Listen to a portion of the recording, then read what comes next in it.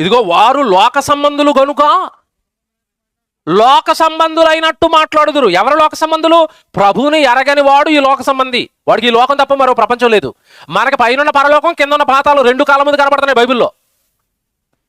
ప్రభు దగ్గరికి రాని వాడికి ఏమి లేదు కదా. వాడు ఏ సంబంధట? లోక సంబంధి. జాగ్రత్త చదవాలి బైబిల్ చాలా జాగ్రత్తగా చదవాలి. ఇవన్నీ తెలియక మోసపోయారు. వాళ్ళతో పాటు వీళ్ళు క్రైస్తవులు కూడా వాళ్ళలో ఒకటిగా మారిపోయి ఇదే భక్తి అనుకుని మోసపోయారు.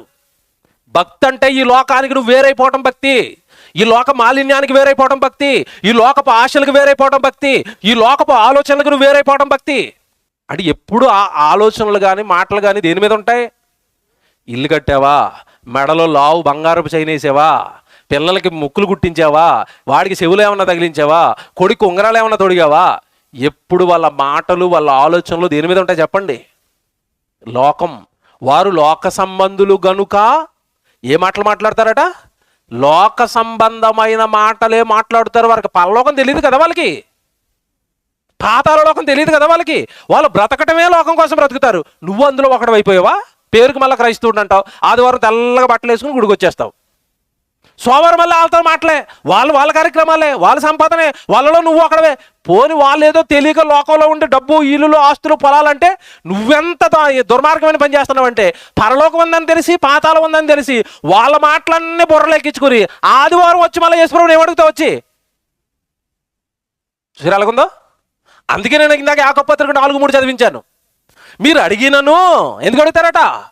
దురుద్దేశంతో మీ భోగముల నిమిత్తము అడుగుదురు కనుక అడిగిన వాడి ఎవ్వడికి ఏమీ దొరకటం లేదు. లోకంలో పడిపోయి లోక పిచ్చి అంతా దేవుడి దగ్గరకు వచ్చి అడుగుతావేంటి? ఆ పిచ్చిని వదిలించుకోవడానికి రావాలి కానీ ప్రభు దగ్గరికి. ఈరోజు నెట్టుతున్న వాళ్ళు గిండుతున్న వాళ్ళు కూడా అడగెండుతున్నారు. దేవుడికి ఇల్లు ఇస్తాడు, దేవుడికి పొలాలు ఇస్తాడు, దేవుడికి ఆస్తులు ఇస్తాడు అని వాళ్ళకి గెంటుతో ఇంక వీళ్ళు ఏం చేస్తారు? పాపం అమాయకులు వీళ్ళు వచ్చి అదే కొడుతున్నారు యేసుప్రభు దగ్గర.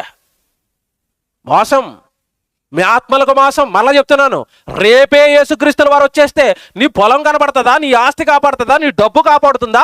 నీ ఆత్మీయ స్థితి ప్రభువులో ఉండి నీకున్నవన్నీ దేవుడికి ఇచ్చి, నీకున్న పక్క సహోదరులకి ఇచ్చి, దేవుడు పనిచేసి సిద్ధపాటు పరలోకానికి సిద్ధపడిపోయి ఉంటే ఆ కార్యాలు నిన్ను కాపాడుతాయా? ఏదయ్యా నిన్ను కాపాడేది?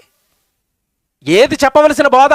తొలి శతాబ్దంలో ఉన్న యేసుక్రీస్తుల వారు, తొలి శతాబ్దంలో ఉన్న అపోస్తులు పునరుత్థానం గురించి, ఆత్మను గురించి, పరలోకం గురించి, నరకం గురించి ఈ బోధలు తప్పండి వాళ్ళ నోట ఈ లోక సంబంధమైన మాటలు ఏవి లేవే.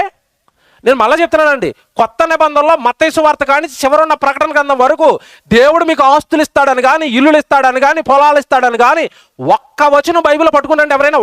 ఒక్క వచనం అడుగుతున్నాను నేను, ఒకటే. ఈ లోకం వద్దు, ఈ లోక సంబంధమైన వద్దు అని నేను 100 వచనాలు చూపిస్తాను కొత్త నిబంధనలో. ఒక్కటి చూపించండి దేవుడు ఇస్తాడు అనడానికి. ఉన్న ఆస్తిలే పట్టుకొచ్చి అపోస్తుల పాదాల దగ్గర పెట్టి పునరుత్థానం పొందడానికి, పరలోకం పొందడానికి వాళ్ళు ఎదురు చూస్తుంటే తొలి శతాబ్దంలో ఉన్న సంఘం, ఈ చివరి కాలంలో ఉన్న వాళ్ళు ఆస్తులు, ఇల్లులు, పొలాలు అంటూ మోసపోతున్నారు. ఆత్మలు జాగ్రత్త. మోసం అది, మాయ బోధలవి. చదవండి, వాక్యం చదవండి. నేను ఉన్నవే చెప్తున్నాను బైబిల్లో.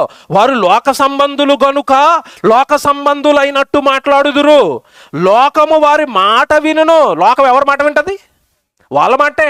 ఎవడు మేము క్రీస్తు స్వార్థ మహాసభలను పెట్టాం కనుక మీరున్నారు, మేము బోర్డు తిప్పాం అనుకోండి.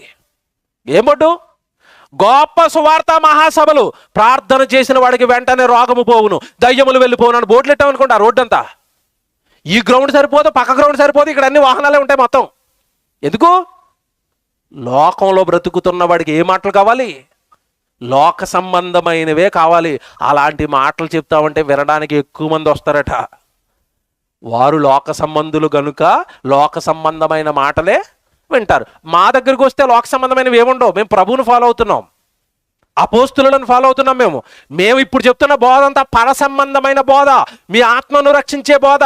శరీర సంబంధమైన బోధలు మేము చెయ్యం కనుక మా దగ్గర సంఖ్య తక్కువ అండి, మా సభలకు సంఖ్య తక్కువ అండి. నిజం మాట్లాడేవాడు చుట్టూ తక్కువ మంది ఉంటారు, సత్యం చెప్పేవారు చుట్టూ తక్కువ మంది ఉంటారు. కానీ రక్షణ పొందేవారు ఎంతమంది చెప్పిందో తెలుసా బైబిల్? కొద్దిమందే. ఈ షాకింగ్ విషయం చెప్తాను. ప్రతిసారి జరిగిన శిక్షా టైంలో, ప్రతిసారి దేవుడు ప్రజలను శిక్షించాలనుకున్నప్పుడు రక్షించబడిన వారి సంఖ్య ఎంత ఉంటుందో చెప్తాను, జాగ్రత్తగా వినండి. ఫస్ట్ అండి, భూమి మీద జలప్రళయం వచ్చింది, దావగారితో వాడు కట్టమన్నాడు. ఆ రోజు అక్కడ రక్షించబడింది ఎంతమంది చెప్పండి? ఎక్కువ మందా తక్కువ మందా? ఎంతమంది? లెక్క అంకెల మీదే ఉంది. 8 మంది రక్షణ పొందారు, వాళ్ళలోకి ఎక్కారు. నోవ కుటుంబం తప్ప ఎవడు రాలేదు.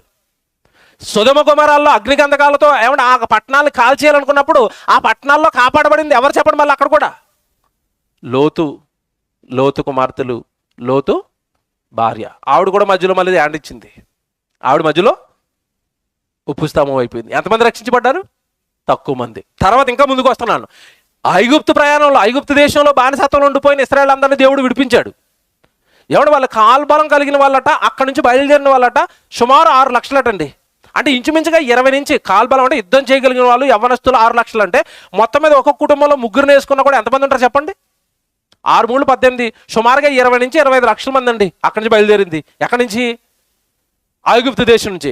చివరికి పాలు తేళ్లు ప్రవహించే దేశానికి చేరింది ఎంతమంది తెలుసా? అన్ని లక్షల మందిలో 2, కాలేబు, యెహోషువ, మిగతా వాళ్ళందరి మధ్యలో. ఇప్పుడు రేపు యేసుప్రభు వచ్చేస్తే మనలో ఎంతమంది చేయొద్దండి? ఇప్పుడు ఎంతమంది?